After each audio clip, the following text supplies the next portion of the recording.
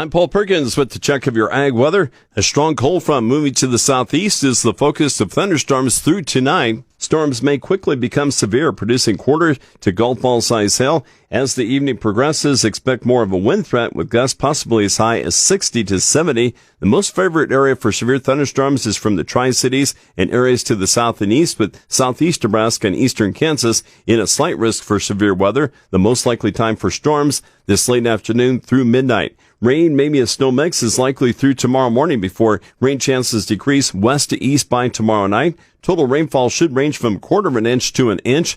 Gusty northerly winds keep our highs tomorrow right around 50. Sunday is windy with gusts up to 55 and highs around 60. Highs warm to around 80 by Tuesday before a cold front ushers in rain chances for Tuesday night through Thursday.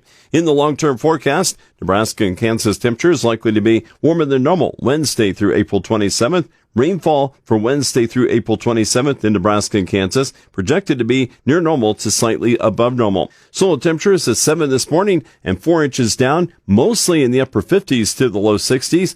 Imperial and North Platte up to around O'Neill with soil temperatures in the low to mid 50s. Soil temperatures as cool as the mid 40s to around 50, found from the Panhandle to Cherry County. Key weather factors influencing the markets include active weather starting back up in the U.S., the northern plains snowmelt, and rains in central Brazil. A strong, slow-moving cold front crosses the Mississippi Valley this weekend before moving into the eastern U.S. early next week. Severe thunderstorms may occur along the front, especially tomorrow in the mid and lower Mississippi Valley and nearby areas. Precipitation is slow to depart the Midwest, with rain and snow continuing through the weekend in many areas and lasting into early next week in the Great Lakes. Precipitation totals of 1 to 2 inches in the upper Midwest could aggravate lowland flooding that developed recently from melting snow. Little or no precipitation falls the next 5 days in the southern plains as dry conditions remain a concern for winter wheat.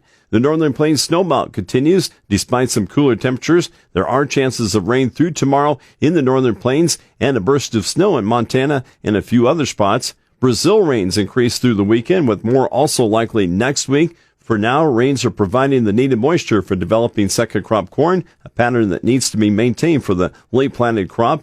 Overseas in Europe, rain continued this week. Italy saw improved rain, but Spain is missing out on most of the rain. Most of Europe, though, has favorable crop weather. I'm Paul Perkins with the check of your ag weather.